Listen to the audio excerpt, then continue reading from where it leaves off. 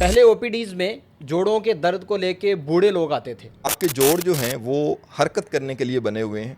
अगर आप हरकत नहीं करेंगे तो डेफिनेटली ये आपको वो आउटकम नहीं देंगे। आप देखें कि आप अपने स्टमक में जो फ्यूल डाल रहे हैं, क्या वो आपकी बॉडी के हर ऑर्गन को जो न्यूट्रिएंट्स चाहिए वो उसके अंदर मौजूद हैं। हमारे आबाओ अजदाद जो पेरेंट्स थे, एंसेस्टर्स थे, उन जैसी डाइट आज के बच्चे को खिला तो नहीं सकते। आप एक बर्गर खाते हैं तो उसने आपको न्यूट्रिएंट्स क्या देने थे, उल्टा आपके अंदर मौजूद न्यूट्रिएंट्स वो खा गया। फिर ये खास तौर पे जोड़ों वाले मरीजों को खाना क्या चाहिए? आपकी खाने की प्लेट जितनी कलरफुल होगी उतना आपकी लाइफ कलरफुल होगी। मुझे अपना दौर याद आ गया जब हल्की फुल्की क्रिकेट खेला करते थे। क्रिकेट खेला करते थे। लेकिन एक बंदा बेहतर होना चाहता है और वो रोज़मर्रा की सारी चीज़ें करना चाहता है, तो 60 साल के बंदे के लिए आर्थराइटिस के साथ कैसे पॉसिबल है कि वो नियर टू नॉर्मल लाइफ की तरफ आ जाए?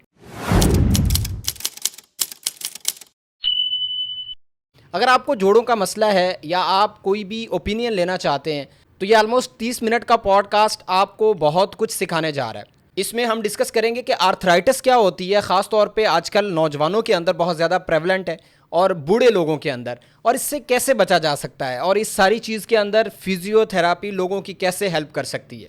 हमारे मेहमान डॉक्टर नसीम अब्बास हैं, फिजियोथेरापिस्ट हैं। आपसे तारुफ है, क्रिश्चियन हॉस्पिटल साहिवाल में मरीज़ देखते हैं।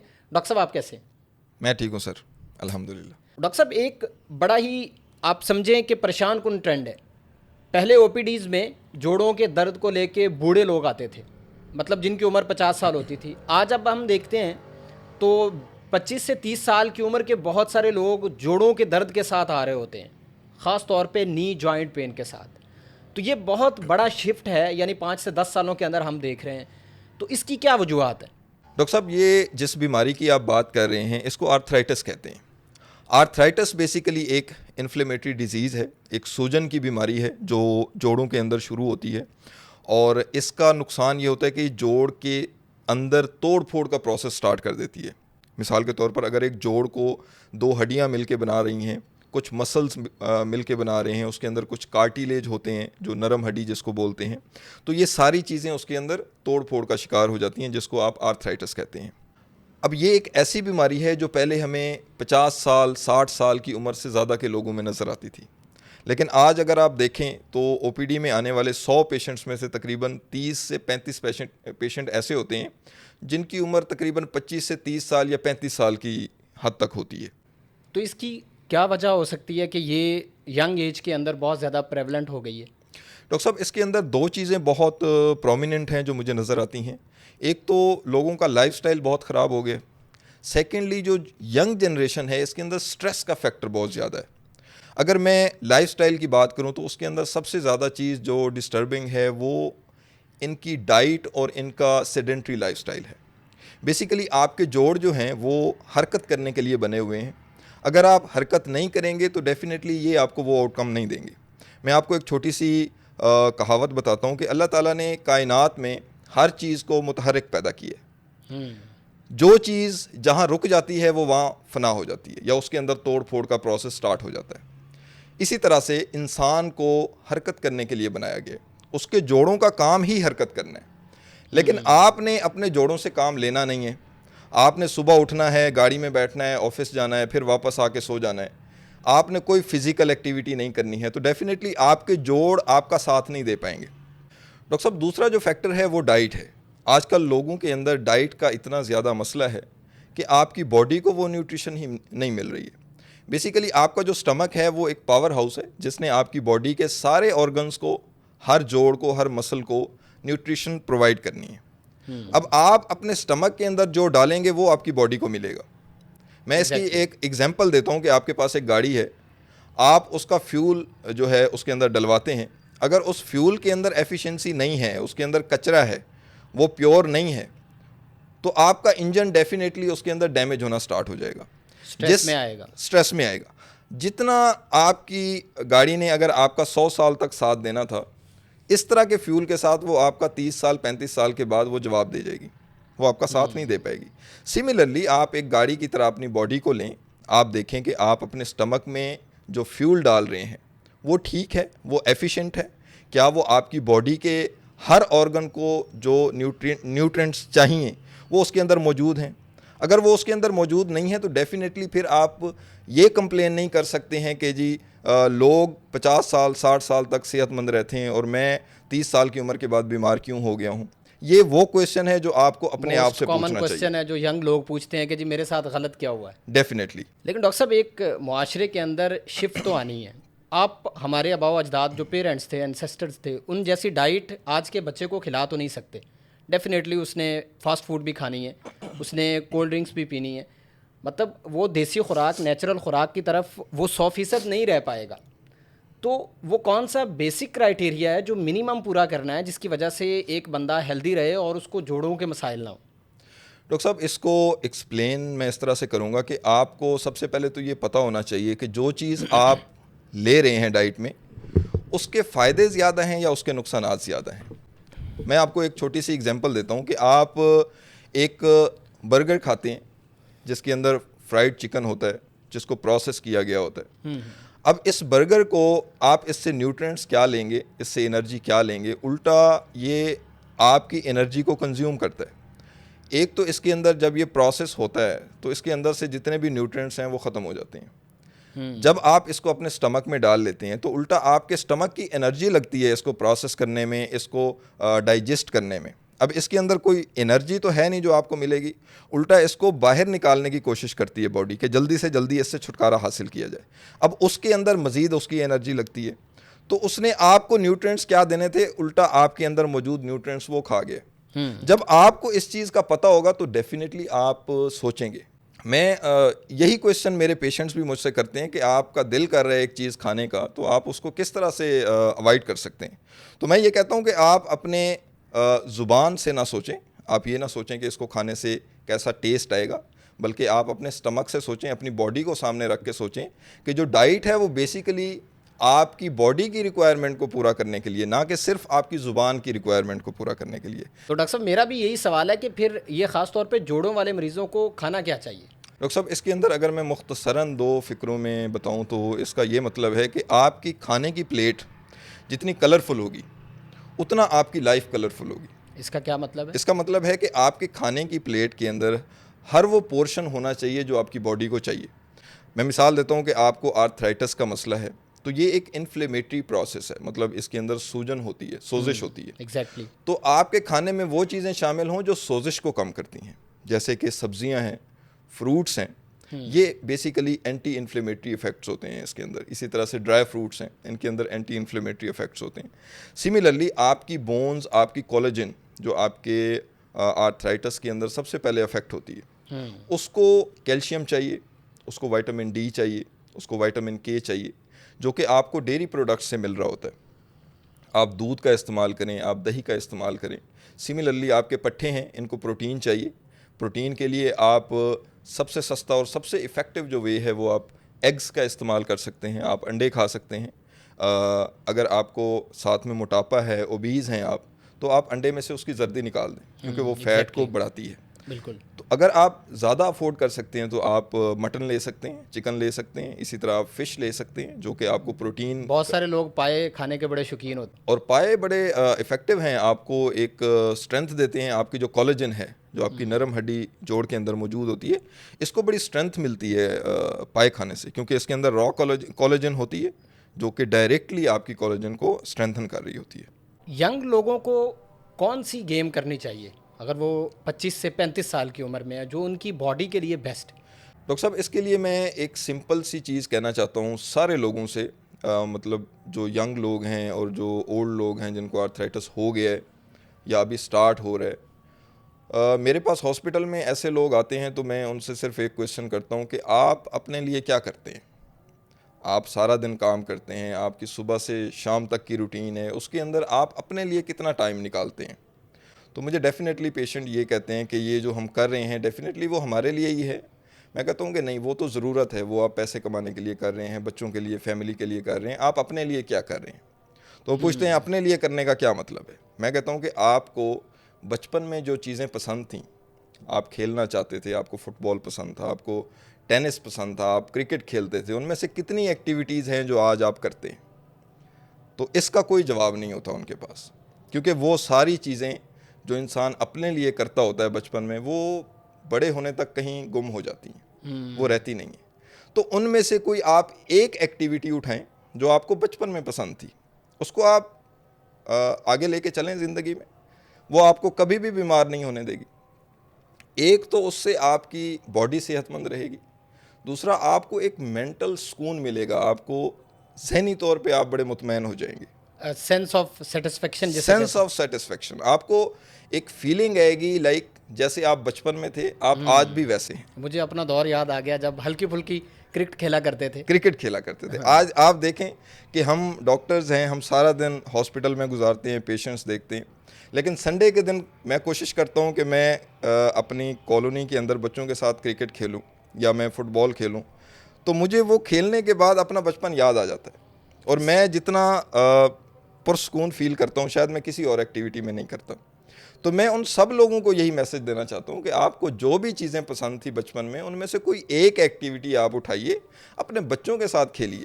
अगर आप वो सब नहीं कर सकते तो कम से कम आप 30 मिनट की वॉक, जो मैं कहता हूं कि एक मिनिमम थ्रेशोल्ड है, वो आपको डेली बेसिस पे ज़रूर करनी चाहिए। मैं आपसे डिस्कस नहीं किया, मैंने जो अपनी न्यू ईयर रेजोल्यूशन लिखी हुई थी उसमें मैंने स्विमिंग सीखना, क्योंकि मुझे तैराकी आती नहीं है, स्विमिंग का शौक़ भी था, और मैंने रिसेंटली उस पर काफ़ी ज़्यादा रिसर्च की, आर्टिकल्स पढ़े कि ये पूरी बॉडी को इतनी ज़बरदस्त है कि आपकी पूरी बॉडी को स्ट्रेंथनिंग देती है। स्विमिंग वो एक्सरसाइज है जो आपकी पूरी बॉडी को मैनेज कर रही है, आपके हर मसल को स्ट्रेंथन कर रही है, आपकी हर बोन को स्ट्रेंथन कर रही है। लेकिन आपने ये देखना है कि आप कौन सी एक्टिविटी ज़्यादा आसानी से कर सकते हैं। अब मैं ये कहूँ कि स्विमिंग करनी चाहिए, बहुत सारे लोगों को स्विमिंग नहीं आती है ही नहीं, उनके पास है मौके ही नहीं है मौके। इसी तरह मैं कहूँ कि आपको फुटबॉल खेलना चाहिए, लेकिन एक 60 साल का बंदा तो फुटबॉल नहीं खेल सकता ना, जिसको आर्थराइटिस है। गोल तो होना चाहिए कि वो खेल सके, गोल तो होना चाहिए, लेकिन उसके लिए फिटनेस भी तो होनी चाहिए। तो इसी तरह से जो लोग जिस एक्टिविटी को बड़े आराम से कर सकते हैं वो उनको करनी चाहिए, और उसके अंदर मिनिमम थ्रेशोल्ड मैंने बताया है आपको, 30 मिनट की वॉक है जो आपको डेली करनी चाहिए। इससे ऊपर आपकी सेहत जितनी ज़्यादा हेक्टिक एक्टिविटी को अफोर्ड कर सकती है वो आपके लिए बेस्ट है। एक सिंपल बंदा सुबह फजर की नमाज़ पढ़ता है और वो पार्क के अंदर हल्की हल्की सी वॉक करता है, जिसमें उसको पसीना नहीं आता, लेकिन वो करता 45 मिनट की है, आपने 30 मिनट की कहा, क्या ये भी इतनी ही इफेक्टिव है? मतलब वॉक इस तरह से होनी चाहिए? नहीं, वॉक का एक क्राइटेरिया है डॉक्टर साहब, जो कि बहुत सारे लोगों को नहीं पता है। उसकी वजह यह है कि हर वो एक्टिविटी जो आपकी नॉर्मल रूटीन की तरह है वो आपकी एक्सरसाइज काउंट नहीं होती है। आपने कोई ऐसी एक्टिविटी करनी होती है जिससे आपकी बॉडी के अंदर आपकी नॉर्मल लाइफस्टाइल से थोड़ा सा ज़्यादा एक्सर्शन हो। उसकी एग्जांपल मैं देता हूँ कि अगर आप तेज़ वॉक करते हैं तो उससे सबसे ज़्यादा जो बेनिफिट होता है वो है आपकी ऑक्सीजन इनटेक, आपकी ब्रीदिंग उससे इम्प्रूव होती है।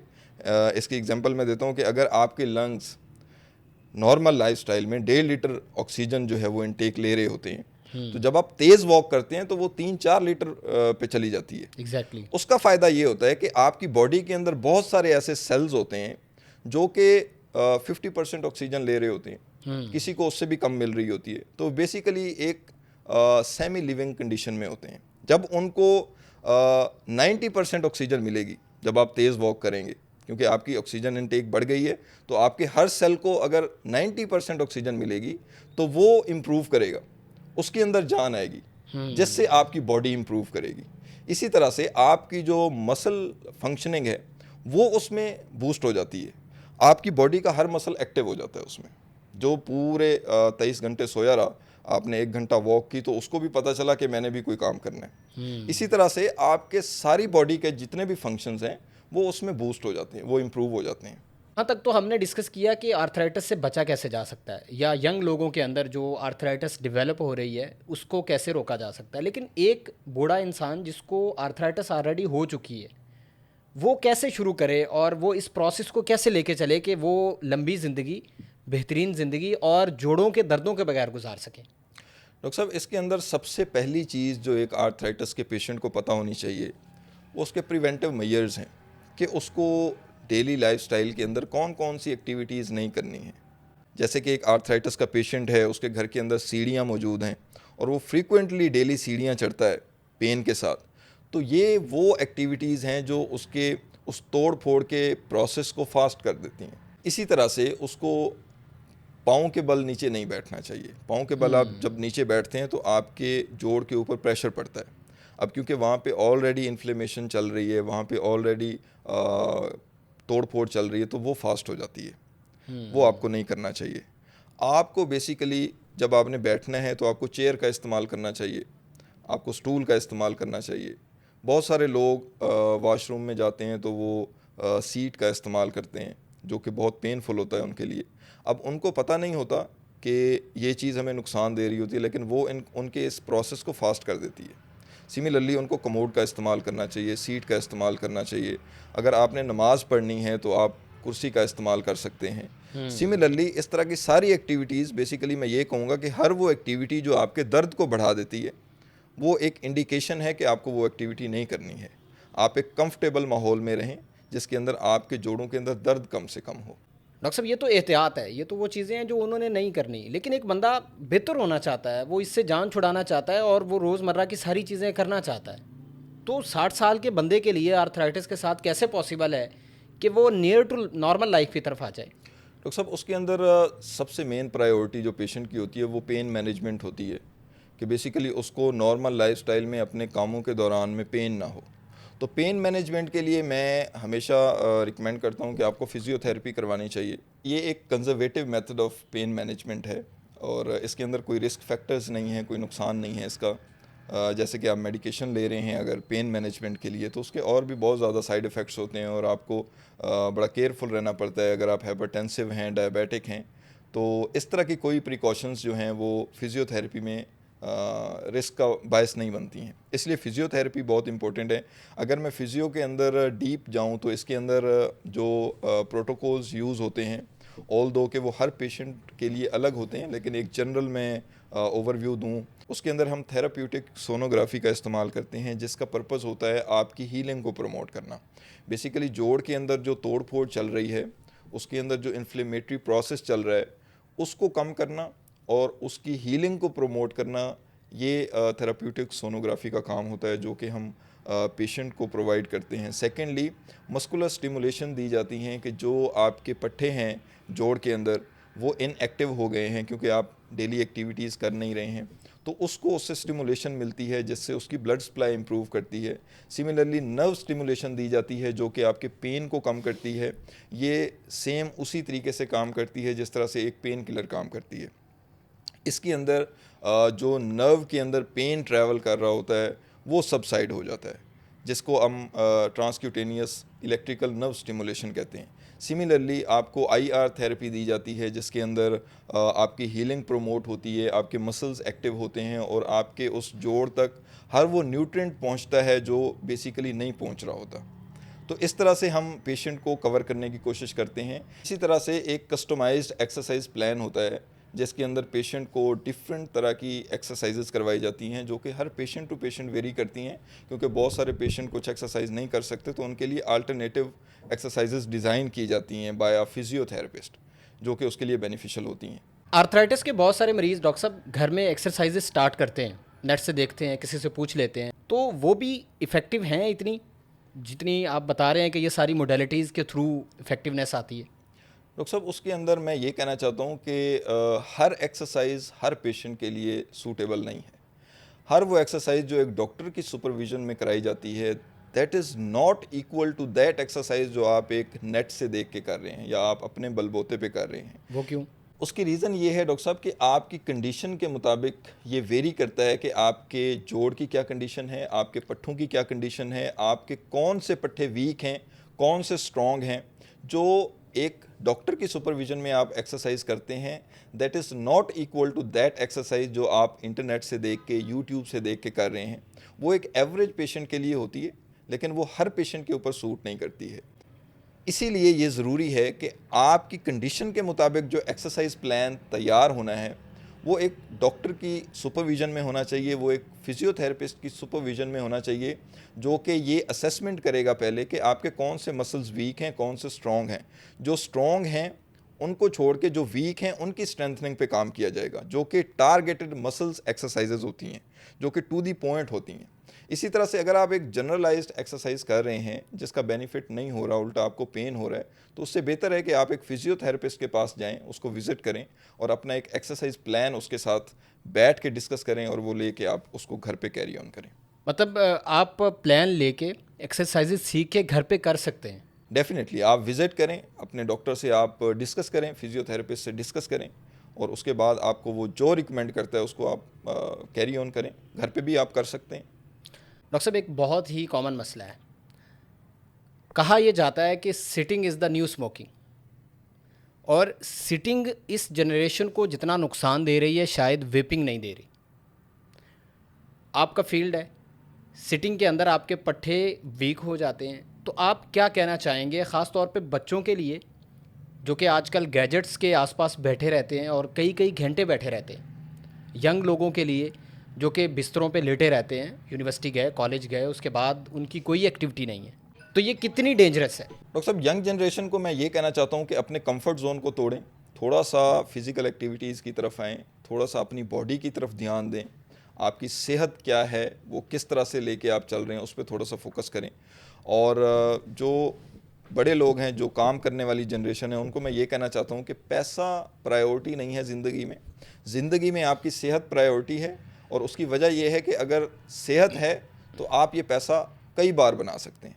तो अपनी सेहत पे फोकस करें rather than focusing on money only. Thank you so much doctor साहब, बड़ी हेल्पफुल बातें हुई, और मेरा ख्याल है कि आर्थराइटिस वाले किसी भी मरीज़ के लिए ये पॉडकास्ट बहुत ज़्यादा हेल्पफुल होने वाला है। अगर देखते हैं सिटिंग से रिलेटेड, मैंने एक जगह पे पढ़ा और वो फिटनेस ट्रेनर हैं दुनिया के बहुत ही मशहूर, उनका कहना था कि अगर आप परेशान हैं तो आप चलें, वॉक करें, अगर आप खुश हैं तब भी आप वॉक करें, आपका काम करने में दिल नहीं लग रहा आप वॉक करें, आपको मीटिंग अटेंड करनी है आप वॉक करें। और मैं ये समझता हूँ कि वॉक करने से, चलने से जो आइडियाज़ आते हैं, जो आपके माइंड की क्लैरिटी आती है, वो शायद किसी और चीज़ में नहीं आती।